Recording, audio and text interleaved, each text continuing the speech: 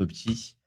Je commence pas tout de suite par le crypto bubble parce que je trouvais que c'était plus simple de lire sur CoinMarketCap directement le top 10 avec les performances. Sur 7 jours, pas bien de performance sur la partie BTC, un peu plus sur la partie Ether et c'est surtout aujourd'hui que ça a commencé à se réveiller et on va voir qu'on a pas mal de graphiques, en tout cas qui nous indiquent que ça va dans ce sens-là, que la partie alt est en train de reprendre, des couleurs. Alors pour l'instant, c'est plutôt les gros alts. Si on regarde le crypto bubble, la majorité des plus petits alts sont en général dans le négatif aux alentours des 10-15 sur la semaine, ce qui est pas forcément, surprenant. Après, là, je sais pas pourquoi il y a cette bulle-là. Le Zcash, je sais pas pourquoi il l'a repris alors qu'il avait baissé un petit peu. Il a dû avoir une news à nouveau qui est tombée dessus. Mais, voilà, ça reste plutôt assez mou et assez, ennuyant en ce moment en tout cas. Après, faut pas s'étonner, hein. Avec l'approche des fêtes de Noël, là, pendant un mois, ça va pas être fou, hein.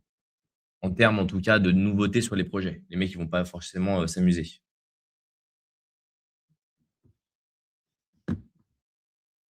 Au niveau des ETF spot, on va regarder du côté du BTC. Du côté du BTC, on a eu une entrée un peu plus importante hier.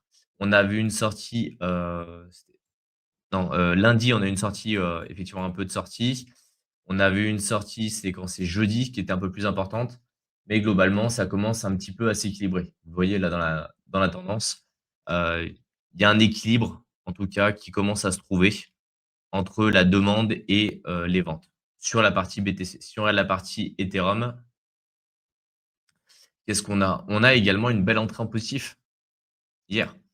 C'est vrai qu'avec la mise à jour Fusaka, ça a quand même, favorisé, en tout cas, cette revaluation de l'Ether, qui pour moi est un niveau qui est juste, extrêmement bas par rapport à la qualité du réseau et par rapport à ce que les équipes font et par rapport à l'importance dans le secteur des cryptos, c'est juste, assez dingue. Et là, pareil, si on regarde le graphique, on a une tendance qui est quand même, haussière. Elle est douce, mais elle reste quand même haussière. Et si on regarde la tendance de fond, générale, elle est globalement haussière aussi. Au niveau des stats, c'est vrai que j'ai oublié de les sortir ça, sur cette partie-là. Au niveau des stats sur le cut de la Fed qui va avoir lieu, dans une, dizaine d'heures, hop, on est majoritairement sur une petite baisse de taux qui est pricée. Donc entre, 25 et 50 points. Voilà, donc il y a des chances, en tout cas, qu'on ait une baisse de taux. On va voir ça, sur la suite, en tout cas, par rapport à ce que dit la Fed. Quelques graphiques que je voulais vous montrer pour, parler un petit peu des alts. J'ai trouvé ce graphique-là que je trouve assez intéressant qui est, le market cap des cryptos en enlevant le top 10.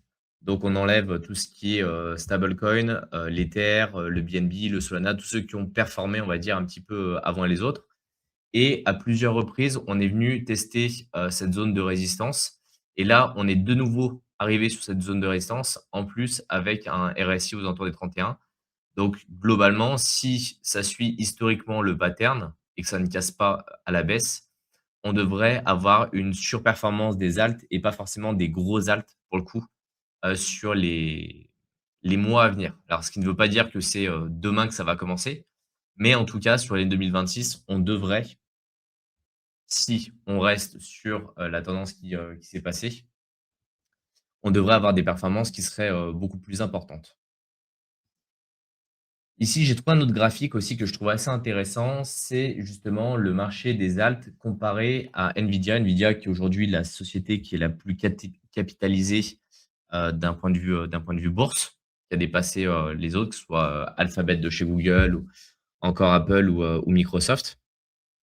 Et ce qui est assez intéressant, c'est de voir justement, il y a des périodes où les alts surperforment, heu, cet actif-là en particulier et il y a des moments où justement les actions qui sont vraiment cotées au niveau bourse, en tout cas au niveau, technologie, vont surperformer les alts. Et là, quand on vous dit, par exemple que le bull run est déjà passé et qu'on est parti en phase de bear market, Bah, ça, c'est un des graphiques encore qui me fait penser que justement, c'est pas encore le cas. Parce que là, ça fait 4 ans qu'on a une sous-performance en fait des alts par rapport à ce type de classe d'actifs.